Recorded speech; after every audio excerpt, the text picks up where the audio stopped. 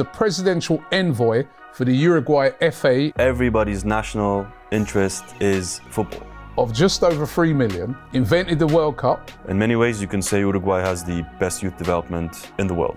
We're also going to do a watch-along for that game, Uruguay versus Argentina as well. Hi, and welcome along to DR Sports. We've got a very special feature for you today. Coming up on the 21st of March is a huge game in South America. It's Uruguay versus Argentina. Massive game. Uruguay is only a small country, just over sort of 3 million people. How is it that on the world map, this country is so huge when it comes to football? And then I met this gentleman called Abdullah, right? And he started telling me some things. A couple of them I'd heard before, but he started telling me some things about Uruguay. And I'm like, nah, this country, when it comes to football, not only do they punch miles above their weight, it's actually an amazing country when it comes to football. And I brought him into the studio today, Abdullah Jassim. Welcome along. Just to give you his title, he's the presidential envoy for the Uruguay FA in Europe and the UAE. It's an absolute pleasure to have you on. First of all, is it true that Uruguay created the World Cup? Robbie, thanks for having me. It's an absolute pleasure. And the short answer is yes. The long answer is, how were they positioned and qualified to create such a competition? Well, we have to go back to 1916. 1916, Uruguay created the world's first continental competition, which is the Copa America. It was a suggestion that they made. The Copa America, they created that as well? Yes, that's where the experience began. Copa America 1916, it was suggested to play that game versus Argentina to commemorate Argentina's 100th year independence from Spain, 1816 to 1916. Once that fixture was put together, which was meant to be a friendly commemoration, the Uruguayans thought, well, perhaps it should be something bigger, something more celebratory, and therefore turned it into a tournament and added 2 more nations, and that turned into the Copa America. After the success of the initial Copa America, which Uruguay won against Argentina in the final, the Uruguayan FA president at the time thought, this was great, we should do this again, we should make it more competitive and have more nations involved, but the organization of all of this takes a lot of effort. So we need to create some sort of body that handles the organization of this. And therefore, also in 1916, the Uruguay FA president suggested and created the world's first confederation, CONMEBOL. CONMEBOL, they created CONMEBOL as well? Yes, and the first... So CONMEBOL, for people who don't know, that's like, that would be the South American equivalent of UEFA. Exactly. So they created that first as well? Uruguay not only created it, but the first president was the president of the Uruguay FA, because it was his invention or idea. And just to put that into perspective, UEFA came 40 years later in the 50s. And wow. The European competition, which is called the Euros now, was also created in the 50s. So again, 40 years after Copa America, after CONMEBOL. So this is incredible contribution to the heritage of football. And to fast forward a little bit back to your question, how did the World Cup get created? Why was the first World Cup hosted in Uruguay? Why was it in 1930 specifically? After the experience of continental competitions and running that, Uruguay suggested to FIFA in the 20s and late around 1918 to create a world version of what was the Copa America at the time. FIFA didn't have the experience of putting a tournament together, but they thought it was a great idea. So they thought, why don't we leverage the Olympics, who know how to organize tournaments? We, FIFA, will organize the football under the Olympic banner, but we will consider this a FIFA competition and a FIFA global international competition, not an Olympic competition. So the first edition was in 1924, which Uruguay won. And the second edition was in 1928, which Uruguay won again. After these 2 victories, Uruguay went back to FIFA and said, now we all have the experience of an international football competition. We no longer need to wait around for the Olympics, and our sport, frankly, is bigger than all of those sports combined. So then an international debate was had about creating what is today known as the FIFA World Cup. All that time, right, when I've been singing, I've been to England games and we're singing It's Coming Home.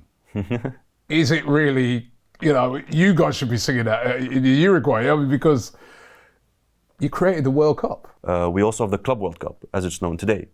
At the time, it was known as the Intercontinental Cup.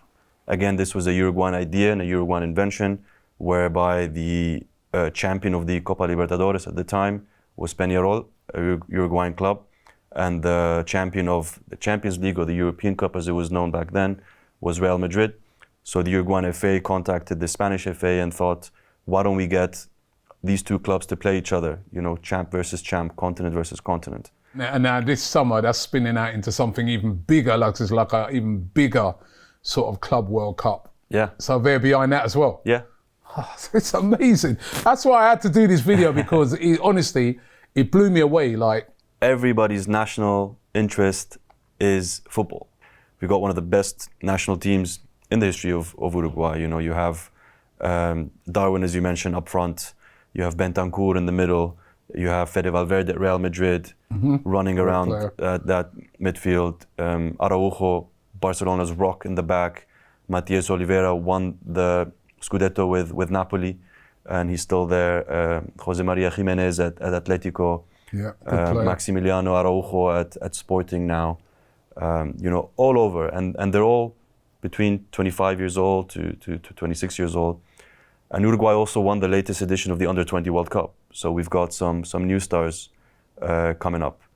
In many ways, you can say Uruguay has the best youth development in the world. Of course, they've got this big game against Argentina on the 21st of March. It's a World Cup qualifier. And Uruguay are doing pretty well at the moment, aren't they, in this qualification? They should be top of the table. Frankly, they're second. There were a few games where we had 3 draws in a row. But nevertheless, second in the table. Argentina's first, 4 points in between. And we expect Uruguay to win because it's going to be at home. It's going to be in the Estadio Centenario. Uruguay beat Argentina in the reverse fixture in Buenos Aires. And then the team that's third is only 1 point behind Uruguay. So this is a must win. Yeah. And it's going to be in the Estadio Centenario at home. They should qualify for the World Cup in 2026. By the way, we're looking at the standings. They should be fine getting there. They've won it in the past a few times, but it's been a very long time. Can Uruguay win the 2026 World Cup? It has been a long time. I think Uruguay can compete. We expect a minimum of quarterfinals. We expect them to reach the semis. I wouldn't put pressure on the team to say they're expected to win, because all of our best players are between the ages of 23 to 26. However, in the 2030 World Cup, we expect them to win. Because we expect them to win.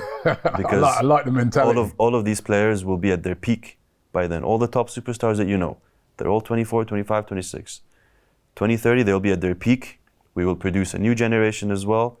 And the under-20 champions, who are now 18, 19, 20, are also going to be of the right age, 24, 25. So 2030, first match in the Estadio Centenario, 100th anniversary of the World Cup, born in Uruguay, 200th year anniversary of independence from Spain. We really expect the boys to go to the final and bring it home. We're going to be covering it here on DR Sports. Friday the 21st of March, of course, Argentina with all their stars, the current holders of the World Cup, coming up against Uruguay. That is going to be some game indeed. It's been so interesting. We're giants. We were born to win, even if we don't win. We were born to win, and that's the only thing that people think about. And, coming back to the World Cup very briefly again, you can see on the crest here, you've got 4 stars. Yeah. There's some people in Europe who, before the 2022 World Cup, some member states of UEFA put an official complaint into FIFA, saying that Uruguay should only have 2 stars on the crest, because they've only won the World Cup in 1930 against Argentina, and 1950 against Brazil, in Brazil, at the Estadio Maracanã, by the way. So in Europe, they didn't want to consider that the 1924, 1928 were World Championship titles. So an official complaint was put to FIFA, and FIFA actually did communicate with the president of the Uruguay FA, saying that this has come up. I think that perhaps it makes more sense for you to have 2 stars on the shirt, because you've won the World Cup twice. And then this shirt is from the World Cup 2022, by the way. As you can see, there's 4 stars, and it's always going to be a minimum of 4 stars. And that's because the president of the Uruguay FA went into the National Archives and produced a letter signed by FIFA, acknowledged by FIFA, saying that the 2, what's considered to be Olympic-held championships are in fact FIFA organized, FIFA led, FIFA World Cups. Therefore, you have won the World Cup 4 times, according to FIFA, and you will always display a minimum of 4 stars on the shirt. It's been an absolute pleasure, Abdullah. Pleasure's Thanks mine. for coming in and really enlightening us about Uruguay.